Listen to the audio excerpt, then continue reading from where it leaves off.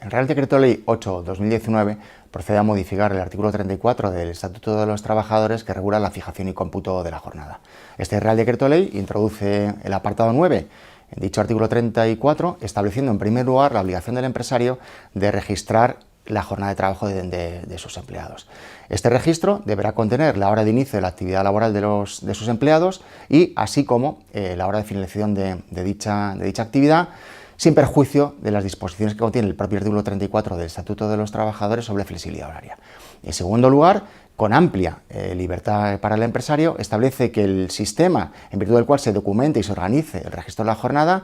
se establecerá en los términos que contenga la negociación colectiva, acuerdo de empresa o, en su defecto, la decisión del empresario previa consulta con la representación legal de los trabajadores. Ello siempre viene entendido en el caso de que los trabajadores de esta empresa cuenten con representación legal, porque en aquellos casos que no sea así, el empresario podrá directamente implantar el sistema que estime conveniente en razón de su actividad económica. En tercer lugar, el artículo 34.9 del Estatuto de los Trabajadores establece que el empresario deberá conservar los datos que contenga este registro de la jornada durante un periodo de 4 años, coincidiendo así con el periodo de prescripción para el ingreso de cuotas a la Seguridad Social, así como de infracciones en materia de cotización a la Seguridad Social, y que debe ofrecer y poner a disposición del trabajador afectado, así como de la representación legal de los trabajadores y de la Inspección de Trabajo y Seguridad Social, los datos que contenga dicho registro. Se debe establecer como condición indispensable para comprender el alcance de esta medida del registro de la jornada, que esta medida a su vez reviste un carácter única y exclusivamente instrumental, en tanto en cuanto va dirigida a erradicar y reprimir la realización de horas extraordinarias que no se compensan económicamente a los trabajadores, así como que no se procede a la cotización a la Seguridad Social de dichas horas extraordinarias. En el resto de supuestos, el registro de jornada no debe revestir mayor trascendencia, es decir, para aquellas empresas que no realicen horas extraordinarias no deben verse afectadas especialmente por esta disposición, así como aquellas empresas que recurran a la realización de horas extraordinarias pero las abonen a sus trabajadores y coticen correspondientemente a la Seguridad Social, tampoco deben verse afectadas especialmente por esta disposición, siendo especialmente dirigidas estas disposiciones a aquellas empresas que realicen horas extraordinarias sin abonarlas a los trabajadores y sin cotizar a la Seguridad Social. En este sentido, y a falta la fecha de una concreta disposición de la Inspección de Trabajo y Seguridad Social, se debe señalar que la instrucción del año 2016, que se dicta por la Inspección a raíz de la sentencia de la Audiencia Nacional del 4 de diciembre de 2015, va a recobrar nueva vigencia, por lo menos en su alcance sustantivo, en tanto en cuanto esta instrucción de la inspección iba dirigido a concretos sectores de actividad en la que la realización de horas extraordinarias sin abonar a los trabajadores y sin cotizar a la Seguridad Social era notablemente conocida, entre otras, por otras fuentes, como podría ser la encuesta de población activa. Ya en cuanto al concreto método o sistema de registro de la jornada, como se ha señalado anteriormente, el empresario cuenta con amplia libertad para ellos, dado que la norma no señala cómo debe ser este sistema de registro de la jornada. Eso sí, en aquellos casos en que cuente con representación legal de los trabajadores, debe observar esas condiciones de negociación con los representantes de los trabajadores, pero, como se ha dicho, cuenta con gran libertad para ello. En este sentido, se puede ver una gran ventaja en este sistema de libertad de implantación del sistema, que el empresario puede acompasar sus particulares condiciones productivas en cuanto a las obligaciones que comporta el registro. En primer lugar, para aquellos colectivos que podrían englobarse en lo que se conoce como teletrabajo, que cuenta con su debido reflejo normativo en el artículo 13 del Estatuto de los Trabajadores para el denominado trabajo a domicilio, que son aquellos trabajadores que realizan su actividad preponderantemente en un lugar distinto al del centro de trabajo y que gozan de idénticas condiciones que los trabajadores que prestan sus servicios en los centros de trabajo, eso sí, excepción hecha de la condición presencial, se puede adecuar estas particulares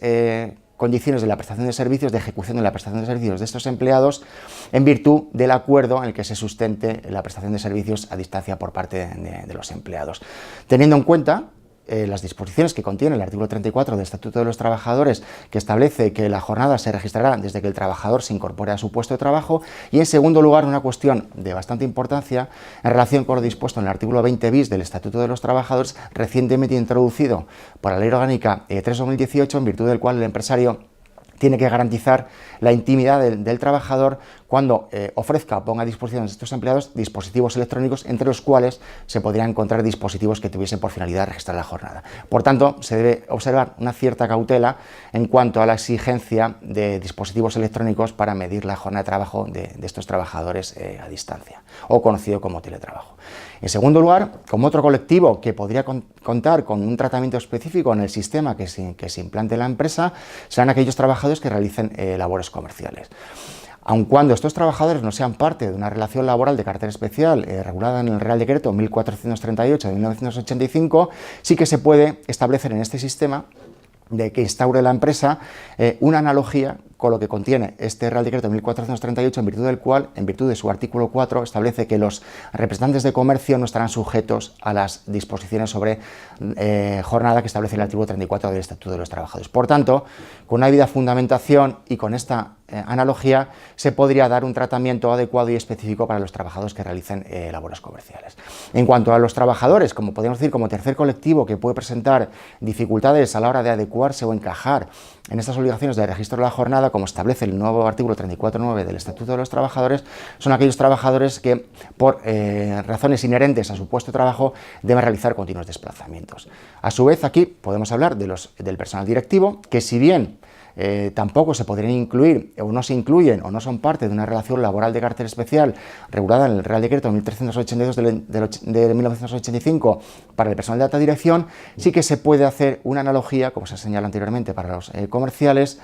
dado que el personal de alta dirección no está sujeto al régimen de jornada que establece el artículo 34 del Estatuto de los Trabajadores. Por tanto, con una debida fundamentación en el sistema que se implante en la empresa, podrá exceptuarse o establecer un régimen específico para este determinado colectivo. Y en último lugar, para los colectivos que realizan continuos desplazamientos, se puede, en el sistema que se implante en la empresa, se puede establecer un tratamiento específico por cuanto el propio artículo 34 del Estatuto de los Trabajadores establece que el cómputo de la jornada se realizará cuando el trabajador se incorpora a su puesto de trabajo. Por tanto, en aquellas ocasiones o actividades laborales en que el puesto de trabajo aparezca un tanto difuminado, deberá contar o podrá contar con un régimen especial de registro de la jornada. Por último, se debe hacer una observación en cuanto a la vigencia del artículo 35.5 del Estatuto de los Trabajadores, que permanece en vigor, sobre el registro de las horas extraordinarias, que probablemente se podría achacar a una indebida práctica normativa que no se ha vinculado al contenido del artículo 34 del Estatuto de los Trabajadores. Por tanto, parece no tener mucho sentido que se deba realizar un doble registro para la jornada ordinaria y para las horas extraordinarias.